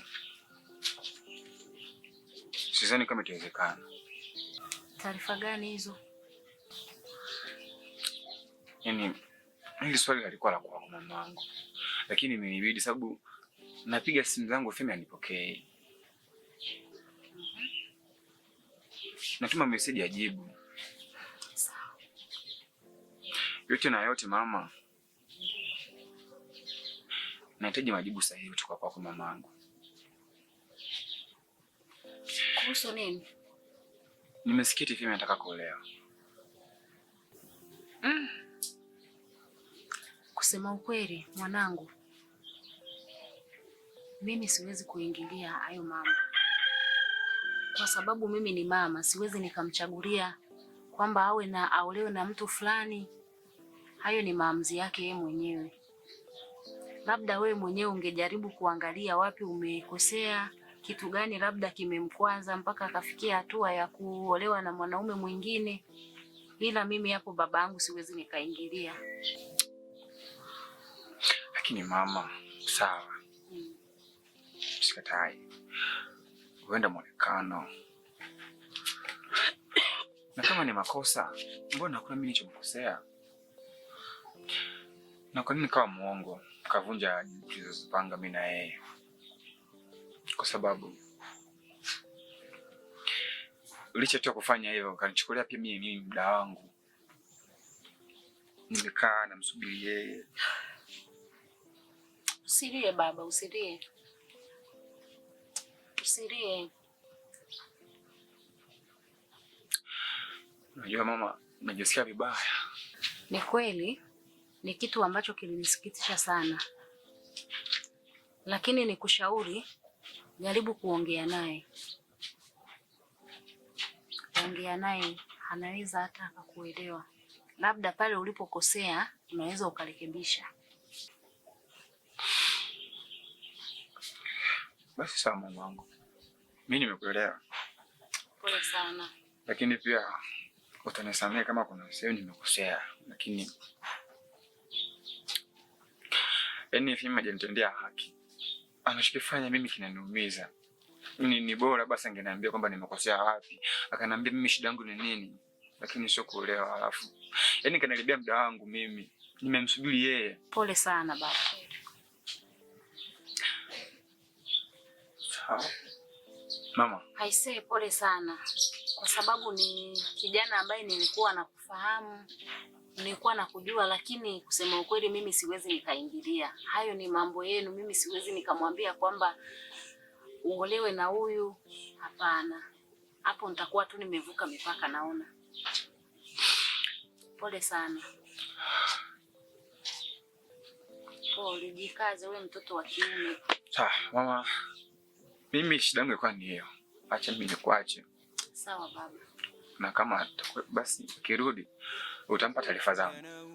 Sawa baba, pole. Yanauma mapenzi, yanauma. Moyo unaniuma, nihurumie, yanauma. Yanauma mapenzi. Safi. Kwanza kabisa niseme nashukuru kwa kufika. Msishangae uchache tulionao. Hapa tayari tuko watu wengi. Japokuwa wewe ndio umefika leo, lakini jisikie kwamba ni mwenyeji hapa.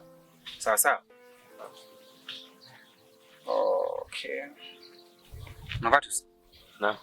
Bila shaka mazoezi niliyokufikiria unakumbuka vizuri, si ndio? Ndio. Basi sawa.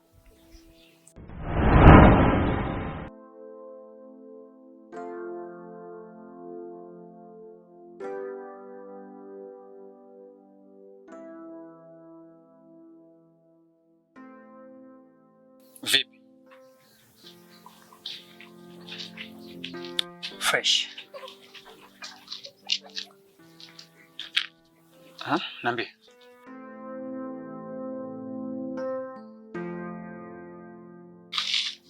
Nilikuwa najua ni mtu mkubwa sana, bonge la jitu. Kumbe ni wewe tu. Ni halali hakukatalie.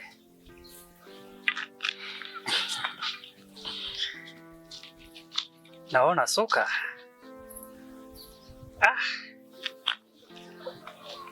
Sikia. Naitwa Jijo Mido.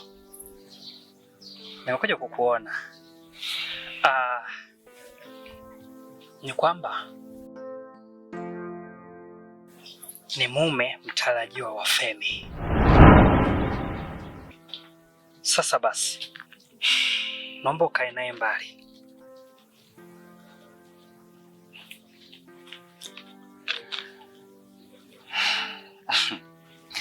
Sio kwamba nakudharau.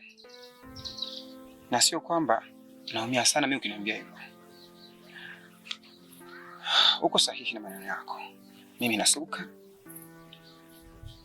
Na taarifa ninazo kwa unaenda kuwa mume mtarajiwa wa Femi.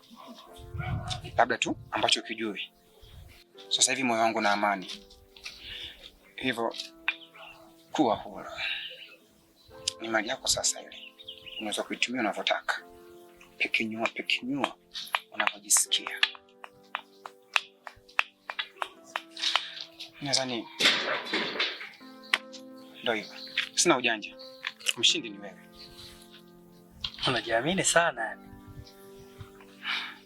Afu jua ni mchumba tu.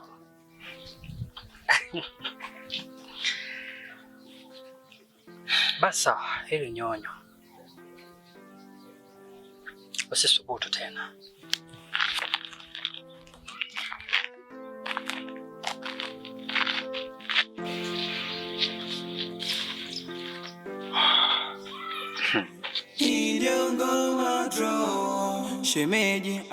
Shemeji, shemeji we, imekula kwangu.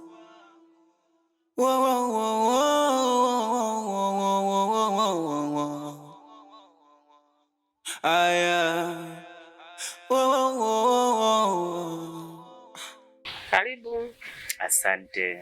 Karibu tuko mwanangu. Asante sana. Shikamoo. Marahaba. Za nyumbani. Nzuri za hapa. Sawa kabisa.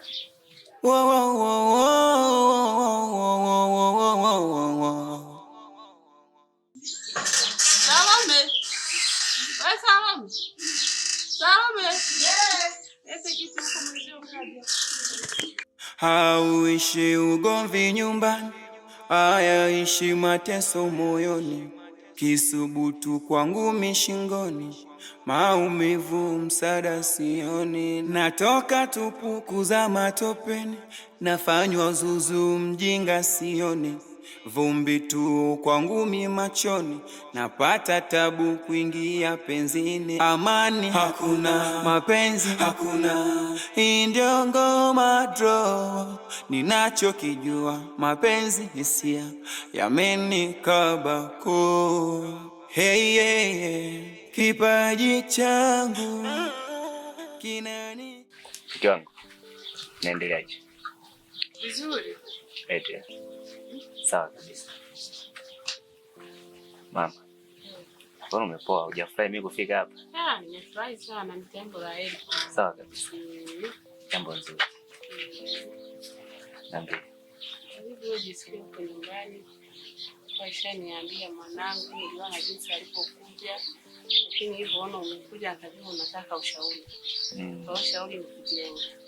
Ninachowashauri mwache ugomvi, mheshimiane, mwende mkajenge. Mambo ya ugomvi hayapendezi. Ndio hicho nilikuwa ni washauri wengi. Sawa kabisa. Unapoona mwenzake ana mapungufu unamsamehe. Na unapoona mume wako amekukwaza unamsamehe, na mimi kusameheana. Ndio kikubwa kwenye kujenga ndoa na kulea watoto wenu. Kwa kweli mama, mimi nimependa sana ushauri wako. Na imani hakuna ambacho kitafanyika tena. Sawa. Ushauri wako ni mzuri sana. Sawa. Sawa. Najua sijaje ukaa sana. Na mimi mkazingatia ndio washauri, itakuwa jambo jema. Mke wangu, unaweza ukajiandaa basi tukaondoke. Sawa. Nitakuandaa mimi.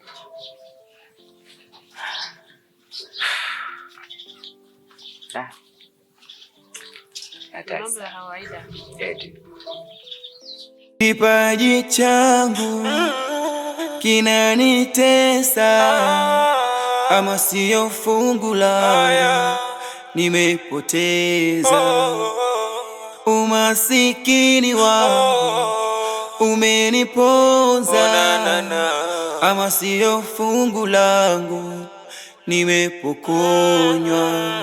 Shemeji, shemeji we, ndio ngoma draw. Shemeji, shemeji we, imekula kwangu. Shemeji, shemeji we, ndio ngoma draw. Shemeji, shemeji we, imekula kwangu. Wow, wow, wow, wow. Aya, wo mo mo mo mo mo mo mo mo mo. Aya.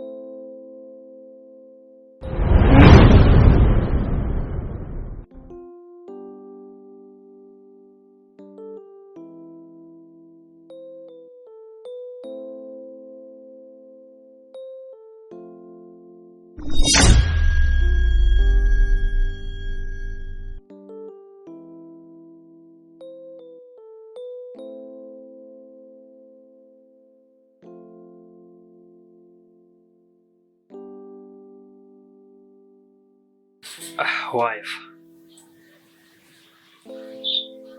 Sorry.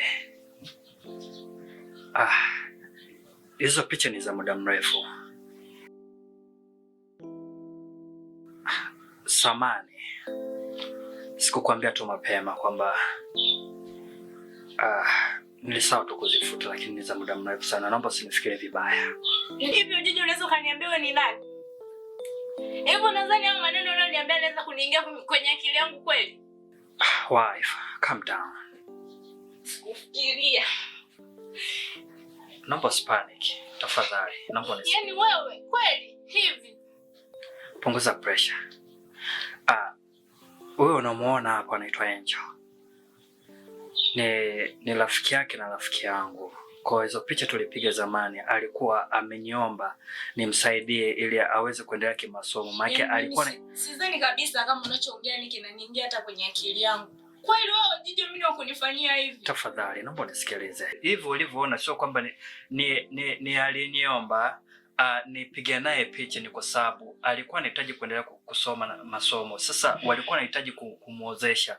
Kwa akaniomba nipige naye picha. Unanipigia kelele. Naomba uniache. Hebu nadhani hizo ngojea naweza kukuelewa kweli?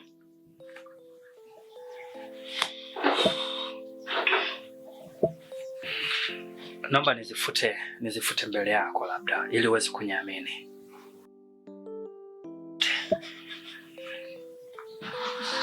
Yanauma, yanauma, yanauma mapenzi, yanauma, yanauma. Jose, Niambie Mesirat. nikwambie kitu. Nakusikiza. Nataka nizae na wewe. Uzae na mimi?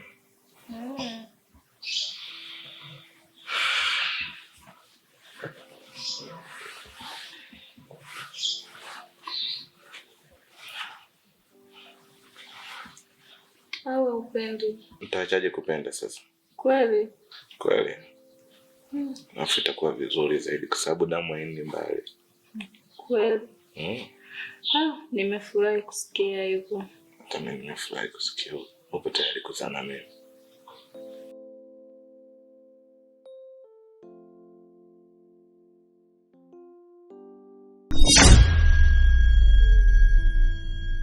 Yanauma, yanauma, yanauma mapenzi, yanauma, yanauma. Moyo unaniuma, nihurumie, yanauma, yanauma, yanauma, yanauma mapenzi, yanauma, yanauma.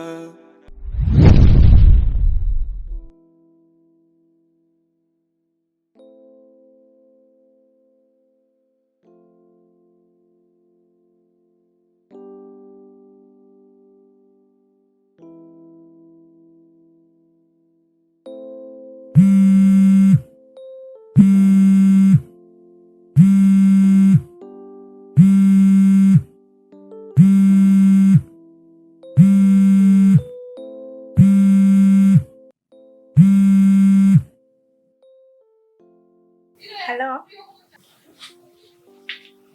Naongea na nani? Ndio, we ni nani sasa?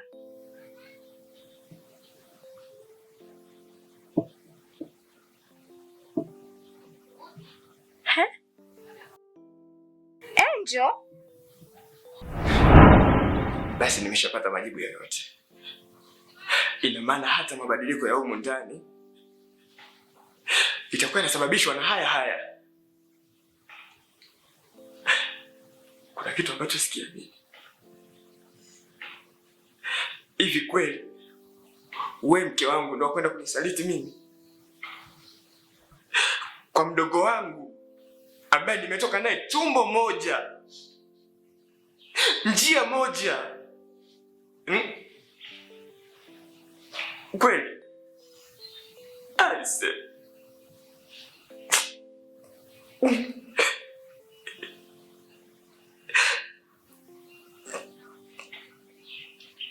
Mke wangu, kitu ambacho ukijua ni kimoja. Naishi ujue mapenzi yanauma kiasi gani. Na unaambiwa mapenzi hisia, lakini yote hujaona. Unamtafuta nani?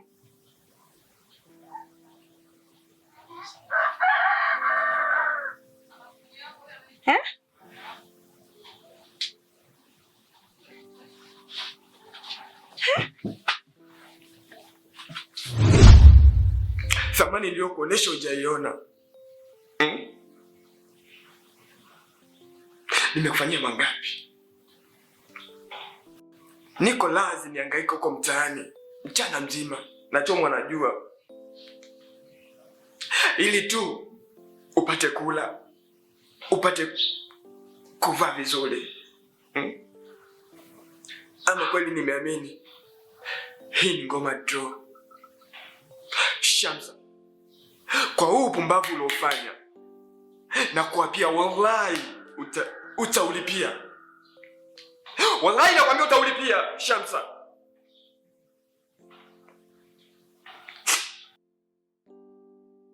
Yanauma, yanauma, yanauma mapenzi, yanauma, yanauma.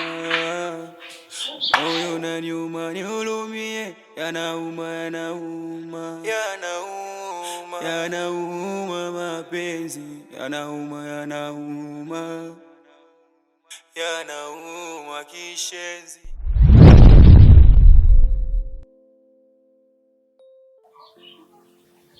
umeanza lini kushika simu yangu?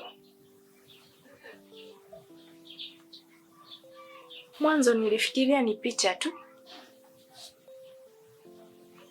na ukajitetea. Kwa hiyo uliniona mimi mtoto mdogo, mjinga sana.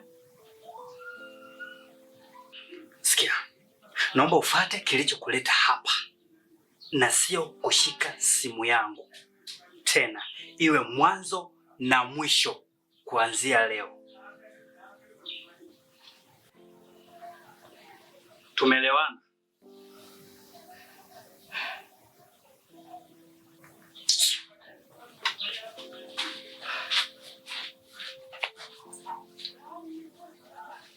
Jijo. Wewe Jijo. Yanauma, yanauma, yanauma mapenzi, yanauma, yanauma, moyo na nyuma nihurumie, yanauma, yanauma, yanauma. Sasa wewe Femi, kila muda unakaa unalia, chakula uli, shida ni nini? Ni mama, huko nyumbani amani hamna tena. Umetokea nini? Yaani mwanaume kabadilika. Leo anakupiga na tukio hili, kesho hili. Mmeanza lini huo ugomvi? Yaani mama, yaani tangia tu tumeanza kuishi naye ndio ameanza matukio hayo. Yaani tangia tu tumeanza kuishi hivi. Yaani leo mkute na picha, kapiga na mwanamke. Leo ukute mara anapigiwa simu pale. Mama, unashindwa kumuelewa. Vumilia tu mwanangu. Vumilia. Lakini mimi hayo yote tu nilimuona tu toka mwanzo. Amekuja hapa nyumbani. Maana toka amekuja hapa kutoa kishika uchumba hajawahi kurudi tena. Kwa hiyo niliyajua tu hayo yote, lakini nisingeweza kukuchagulia mwanaume kwa sababu wewe ndio ulimchagua. Kwa hiyo sasa upambane kwenye ndoa. Pambania ndoa. Unavumilia mwanangu. Mimi mpaka sasa hivi niko hapa, nimevumilia mambo mengi. Unajua mimi matatizo yangu na baba yenu, lakini mpaka sasa hivi nimesimama kwenye ndoa, nimesimama kwenye familia. Wewe ni mwanamke, ukiingia kwenye ndoa inabidi usimame na kila kitu. Misukosuko yote, changamoto zote inabidi usimame nazo mwanangu. Yaani mama, akabadiliki mama. Yaani hataki hata kuambiwa. Ukijaribu kumwambia unashangaa mwenzio anakubadilikia. Yaani anaanza kukupiga na umeongea naye tu kistaarabu. Naelewa mwanangu, naelewa kwa sababu mpaka nimefika hapa nimeona mengi. Nimevumilia mengi. Na mimi nilikuwa kama wewe, naenda kwa mama yangu, kwa bibi yako, nahisi unamfahamu.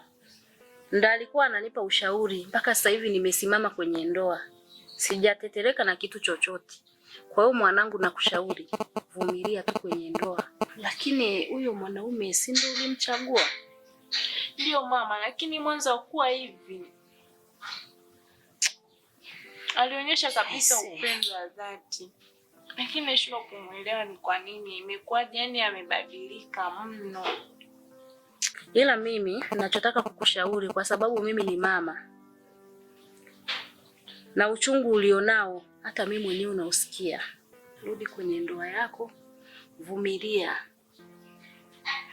Ongea tu na huyo mwenzio mnyamalize.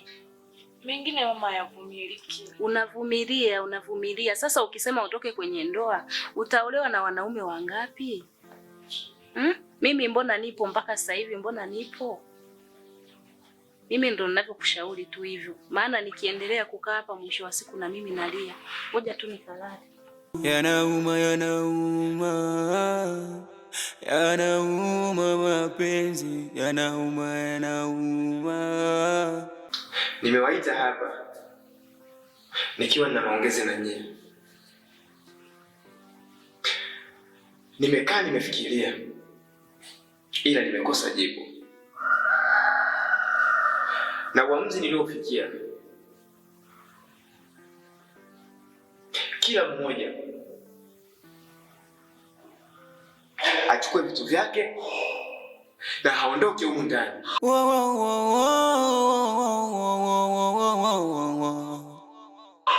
Sitaki kuwaona humu ndani. Yanauma kishenzi.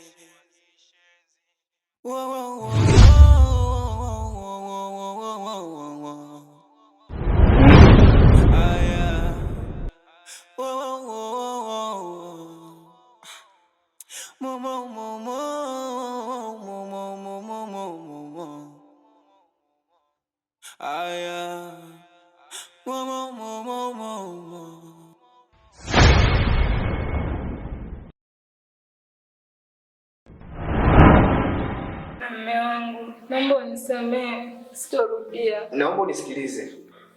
Jose, umeshakuwa. Naomba utoke nyumbani kwangu. Kaka, nitenda wapi mimi? Hadi kufikia kuchukua uamuzi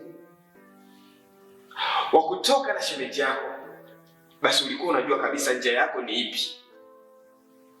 Njia unaoichagua ndo hiyo njia utakayotokea. Sijui kama unanielewa. Kaka, nisamehe. Toka nyumbani kwangu. Sina msamaha kwa mtu mpuzi kama wewe. Kwako nimemaliza. Narudi kwa Shamsa. Siwezi kukuita mke wangu kwa sasa, kwa sababu umeshavunja vigezo vya kuwa mke wangu.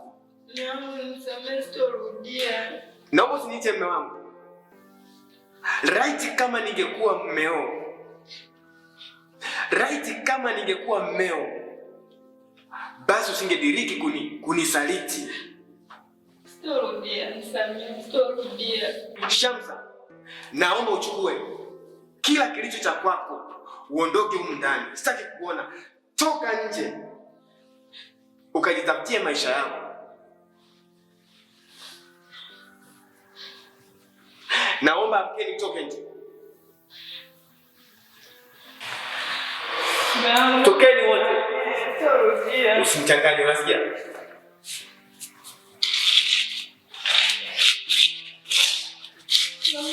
Toka. Naomba toka. Yanauma, yanauma mapenzi, yanauma.